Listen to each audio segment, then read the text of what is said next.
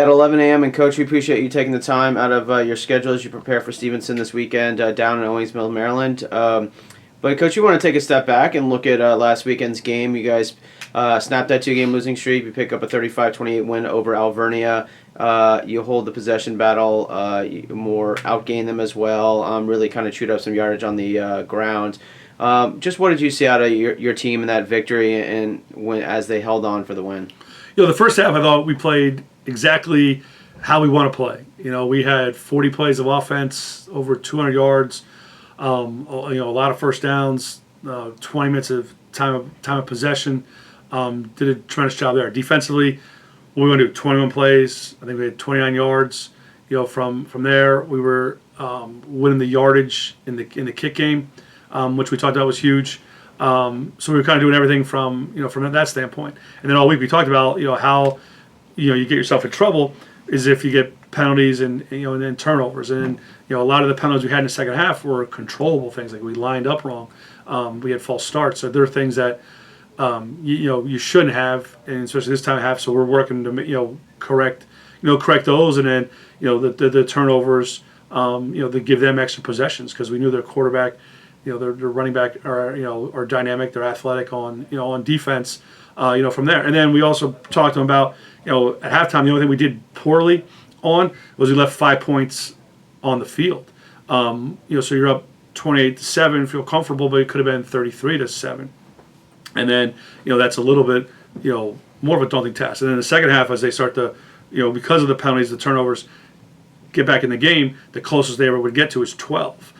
And that's a different level of comfort than 7 when they got to that point. So we try to talk to them again all the time that every play matters. Play like it's your last play, and then you can't afford to leave points on the field. And then they'll be able to move on. I think we got rattled a little bit. We had a penalty called, or they get a play, and you can't allow that to affect the next play, because then it can spiral out of control a little bit. And that play is a history of itself. It's over. You got to be able to move on quickly, learn from that play, but then not let it linger in your mind and affect your play. And we did that a little bit from there. But we thought we showed growth and maturity, as we talk about, again, just building throughout the season, because 2 weeks ago we let Miz hang around, and we didn't find a way to get it done. And 2 weeks later, we found a way to get this one done. So that was good by the guys, that they didn't panic, and then found a way to put their foot down, and then eventually get the stops and move the ball and execute in the kick game. And play complementary football to get a hard fought win. I was proud of them for that. And again, that showed what we want is learn from the past, try to repeat it, and then use that to build on and continue to to improve your play week in and week out. Yeah, Coach, we talked about it after the game in your post-game interview about the guys are kind of walking off a little frustrated. It's a win. It's you guys. It's hard to win games at this level, and some of the guys are a little frustrated how it ended. But you're saying, hey, you're still 4-2. It's the best start since 2006 here. Does it kind of relay to that guys like, hey, it's a win and we'll take it even regardless, or is it that they understand you want them to be frustrated a little bit how you guys may be playing the second? No, one, we appreciate the fact, because that again shows a mature team, a team that has lofty goals and expectations, and then sees within themselves that, hey, maybe we didn't meet the expectations today. But like I told them, it's hard to win a football game, and then they put a ton of time in. They practiced hard. They prepared hard with the whole sole goal in mind that when the game was over, you need to have one more point than your opponent. The whole goal is to prepare that week to win that game, and you won it. And it doesn't really matter how you won it. That's what Sundays are for. The dissect and to figure out that you got to enjoy the win. So we appreciate the fact that you might have felt that it could have been a different way to win, but then at the end of the day, they still won the game, and they need to celebrate that because they put a lot of work in last week to get that win, and not let that work, be sour just because it, maybe not have won the way you envisioned, or maybe the way at one point it looked like it was going to go. You won the game, and so you got to reward yourselves and enjoy it because of the work you put in. And then Sunday comes, and you learn from it, and that game gets put away. Till the off season from there, and then every focus goes on to try to get another win this week. So we talking about that. That's a process. We had to do that at one time. Muhlenberg, I know Coach Shelley had to talk to our team about about that same thing, and I felt that same sense after the game. So you appreciate the fact because that shows a mature team, a team that has expectations, and a team that within itself, realizes, hey, maybe we didn't meet the expectations, but they still got the win, and they had to be reminded, hey, still enjoy that win, and then Sunday we'll worry about why we maybe didn't meet certain expectations or certain things, or how the train was cruising along, and then there was little bumps in the road, but there are bumps in the road that you overcame and still got the win. Yeah, I mean, you look at it right now. It's part of the season. I think everyone's banged up right now. Kind of it's like just the nature of the beast. We talked about just before we came on about how you've kind of rescheduled your practices this year and just allowing for guys to take maintenance days and focus on mental reps. Just talk about how that's helped you guys get prepared for games and keep guys fresh. I mean, I think the way we do it is Tuesday is not a big work day now. It's a recovery introduction day. So it gives an extra day for the guys that play on Saturday that still need to recover. And every Tuesday we've had guys that if that was a full padded full work day wouldn't be able to participate. And then at this level with the classes, all those things, the challenges that they have as a Division III student athlete, how do you get those reps back? And you really can't.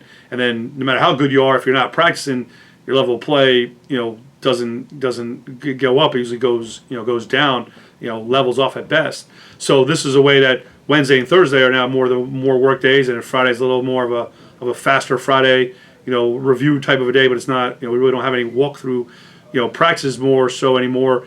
Tuesday's close to that, but that's really the intro part has been huge there. So we're, maybe on the field overall less time, but the quality time is ratcheted up, and then it's to be able to afford an extra day of treatment for guys that get banged up on Saturday. They can still get their work in a lot of times on Wednesday and Thursday, so that they're not losing those reps and then they're ready to do it all again on Saturday. So the schedules worked well. Our kids have handled that schedule tremendously, well from that point. And I think it's helping us. And now with the point where you're later in the season, now it's again more of the mental, the film, the preparation, and then if they still can't get all the full speed reps on a Wednesday or Thursday, they either get that or the walkthrough deal. And as long as they understand what they got to do, and then they understand how to go full speed come Saturday.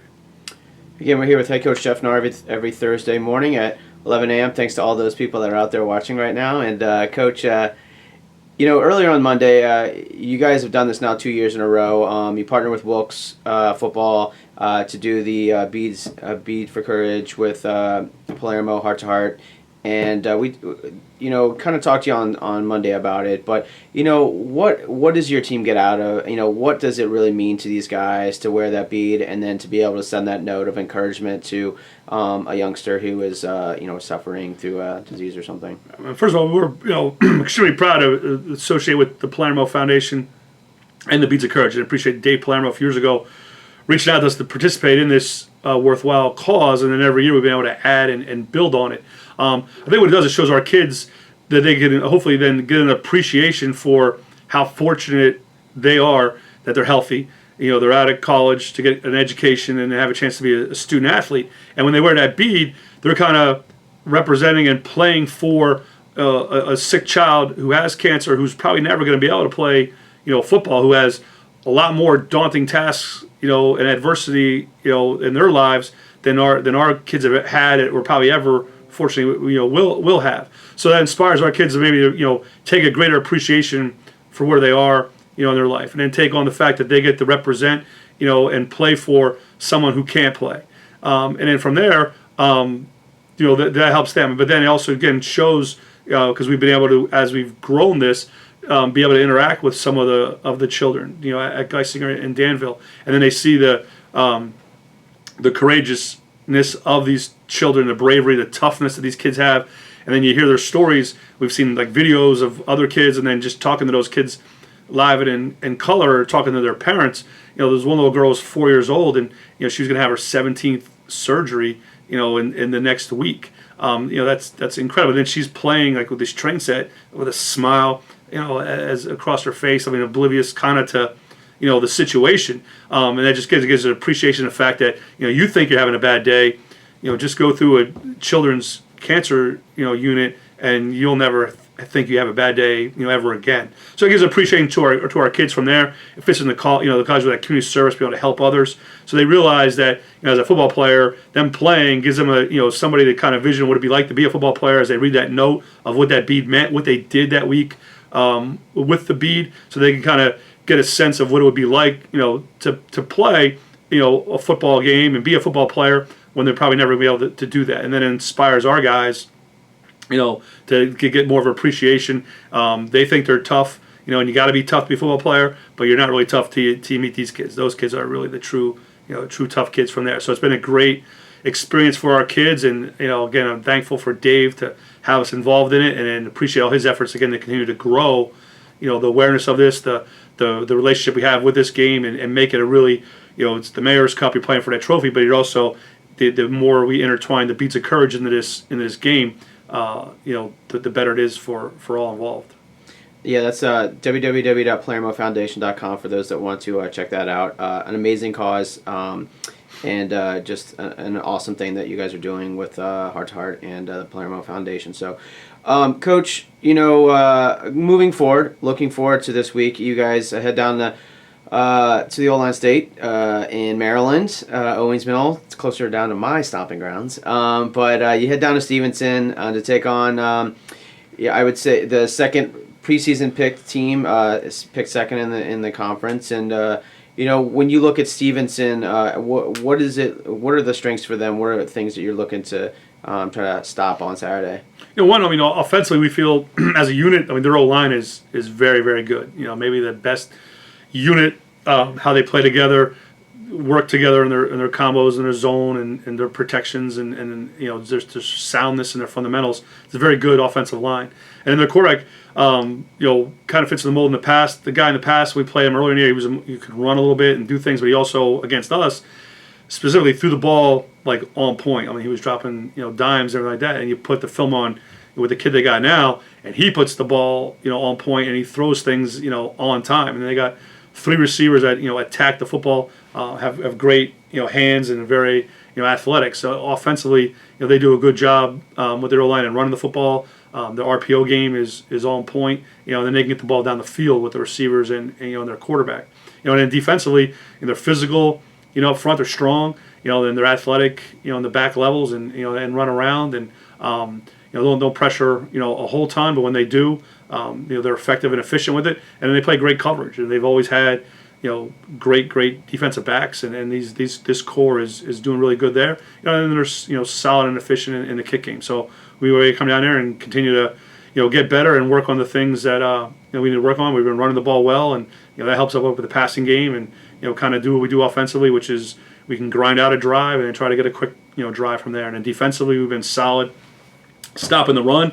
So that challenge is going to be there, but then our DBs are going to be extremely challenged to to be able to handle their receivers and play the pass well and get pressure on the quarterback and kind of make him maybe throw it before he wants to and then continue to one of the things that helped us last week was we won the hidden yardage in the kick game and be able to do that again and then embrace the atmosphere. It's a great they have a great facility. The home side is huge. The press box also, their music is loud and crisp. It's a great atmosphere for a Division III football game, and we want our kids to be able to embrace that and be excited about it. That they're playing in an atmosphere like when there's lulls in the play, the music's blaring, there's a big crowd at all their games. It kind of gives you that that big time college feel. And so I want our kids to embrace that, and and then they're usually focused as you get away from campus and be able to stay in a hotel and be together and all those things, and those benefits help us and go out there and play as well as we can on Saturday. Yeah, Coach, you talked about yesterday. You guys named Elijah Demostine as a single-digit tough player and well-deserved. He'll wear 6 going forward. But with Elijah, you talked about the DBs. Last couple of weeks it's been more of like a run game. Run like Delval was more of a run team, and obviously Alvernia more run. But you look at Stevenson, they like to kind of throw it around a bit. So, did your DBs get a little excited, being like, "Hey, this is a challenge for us. Like this is kind of gonna, a lot of the front 7 has been kind of on, looking at them. But now the DBs, the secondary, it's a little bit of their time to shine. Is it something where they're like, "Hey, it's our time," or is it still that kind of team defense mentality? Well, it's still team D, but they know that they're going to get challenged. The pressure or the hard part for when you're playing all run teams as DBs is you can't get lulled to sleep or bored and try to get involved in something that you're really not getting paid to do. Stop the run as a DB. From there our safeties are, but the corners and all. So because that's when you give up that big play. So that pressure there to do everything from there, and you're kind of not really in the game when you're out of the game in that few plays when they try to take shots, from you. And we've done a good enough job for the most part to stop the run, to force teams to throw maybe more than they want to. So our DBs have been challenged and they've risen up to that challenge. When you go into a game and hey, they're very good at throwing the football, that's a great challenge for the guys in the secondary because they are pass first guys. So they want to play teams that want to throw the ball because then they know they're going to be fully engaged in the game. They're part of the game plan, and they know if they play well, our defense is going to play well, and then that's going to give us a great chance to win the game. So they're excited about that challenge, and we were excited and proud to award Eli the single digit. He earned it. His play's been outstanding. The last few weeks and for the most part all year, but the last 2 weeks has really taken a huge step up, and his leadership has been outstanding from there. Because again, defensively we got a little frazzled at times on Saturday, and he was the calming voice on the sideline. He was calming guys down. He stayed in the moment and understood the bigger picture of things, and that's the things you're looking for when guys are in our minds of how we've evaluated earn a single digit. They're the things you're looking for when it's getting hot and heavy and things maybe aren't going your way. Who's going to stay calm, stand up, and rally the troops and put the foot down and change it? And Demo's been doing that. So he definitely earned the single digit, and we were honored and proud to award him that, and excited for our DBs because they played solid all season, and looking for the opportunity they have on Saturday to play well again. Yeah, with Demo, it feels like we haven't mentioned him a ton this year, and maybe as a DB that's a good thing. They're trying to stay away from him a bit, but he's, like you said, he's been playing phenomenally lately, so it's great. And even yesterday, the accountability thing you talked about was at practice yesterday. He's really holding this guys accountable. Yeah, he holds his teammates. That's what you're looking for from there, and you're right. You kind of. A lot of times young DBs, they make their mark because everyone's going after them, and they rise up and make a ton of plays. And then they get on all-conference and all-American type watch list and all those kind of things. And then they become the forgotten man because the game plan is do not throw it that way. I know a couple of my buddies at other schools have elite DBs that went through that last year, and then they're making that argument that and then the argument is they threw 5 times his way in 10 games. So you're not going to get picks, you're not going to get the stats. From that standpoint. And we're seeing out there that people aren't really attacking Demo when they are. I think there's been 1 or 2 completions the last few weeks, on his side, or when the ball's been thrown his way. So that's the things on there. Again, that's a sign that people watching film and realize, if you go to 21, now it's gonna be 6. He's pretty good. Maybe we need to attack somewhere else. So when you're doing that, that's again why we're playing really good defense. Because when offenses have to say, well, we can't have the full complement of our pass, we got to stay away from this area or this guy. That's a sign from there of respect and how well he's been playing and how well we've been playing overall from a defensive standpoint. It certainly helps when you've got the depth on the other side with McMick and Gene and now Tion and some other your safeties obviously helping out in the pass game. But Coach, when you look at one more question about Stevenson, you look at them, they just prey on turnovers. They've got 4 defensive touchdowns this year, leads the nation, and that's something they really want to make big plays on defense. How do you get your guys prepared? And that mentality is hey, we've got to take care of the ball to limit those, and at least if at the worst you can punt the ball away with Joe having done a really nice job lately. Part of that to make it easy is we've been a victim of that. 2 years ago, we fumbled a kickoff return. They get the ball to 12. We threw a pick 6. Against them. So we've unfortunately have contributed to their success, to that stuff in there. But you're right. They're a good team there. They, and that's what good teams do. They take advantage of opportunities. One, they work really hard to create those opportunities, and then when they get them, they take advantage of them. And then Stevenson's been able to do that. And that's things that we got, we've talked about because we've been a victim of it. So we're able to kind of learn, within ourselves, not have to use outside forces from that standpoint, and get an understanding that you punt the football the way we've been punting it and pitting people deep and stuff like that. That's going to help us. From there we can flip the field. Punting's not bad from that standpoint. It's not there. Make sure again you got tremendous ball security throughout the whole entire play and not relax from that standpoint. So there are things that we just work on from there, knowing that any good team, especially this team, who's kind of been their their MO, that they, if you turn the ball over against Stevenson, they're going to make you pay. So we got to work real hard on not doing that and make them earn everything and anything they get on Saturday. Coach, last question for you about this week. You guys are taking the overnight Friday night. You head down to Maryland and stay overnight in a hotel, and you guys get to practice at Towson on Friday, which is kind of cool. You do this overnight like once every 2 years, and for the guys, like how cool is it for them? How important is it for these guys to get into a hotel together and really that bonding experience as they kind of go into this road game? Yeah, I mean, it does. I mean, everyone talks about you get away from the distractions of the regular students and things from there, and it can just be about football. And I know teams that do more overnights, they love it because again they seem to play better because that focus is at a high level from there. But at the end of the day, it's a business trip, and that's what we talk to our kids about. But it is it'll be good. Sometimes a lot of kids maybe never been to a big city, stay in hotels, so it kind of gives them a new experience, which is college is part of that deal as well.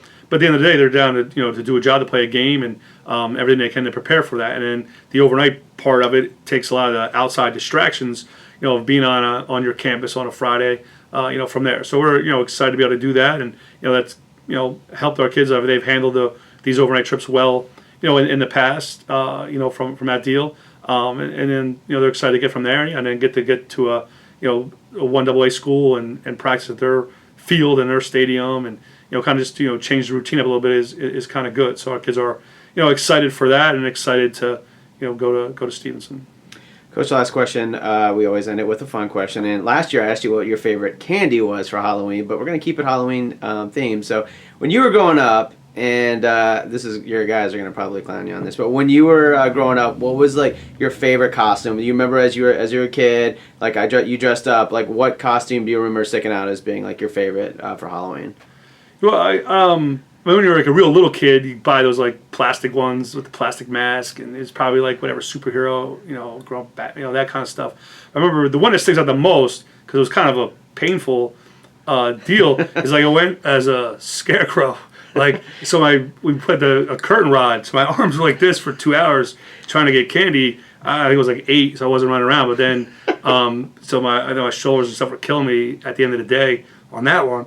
But then we got older. It's a little different now. Like 5:30 came. I was with my buddies, and we kind of just put some paint on your face and blood, and carry a fake knife, or make it look like you're a bandit or whatever. And the whole goal was just to run through the neighborhoods, right. The developments, and ran wild and got back home, on your own accord. Now, kids can't, do that from that standpoint. So it was kind of not necessarily the costume. It was about, can you fill 2 pillowcases up with candy? Yeah. Go from that standpoint. So I didn't really get, too elaborate, in the costumes. And, sometimes when like I said, I tried to with that scarecrow thing, and my shoulders were, were killing me at the end of that one. So that one stands out as the most vivid costume from there. But I remember as little, you'd buy the Superman or the Batman thing, and when you're older, it was kind of a, what can you look like that the person still thinks you're trick or treating, and give you candy. And the whole goal was a sprint. There was 2 developments, a couple miles apart, and the whole day was sprint through both of those developments in 2 hours, and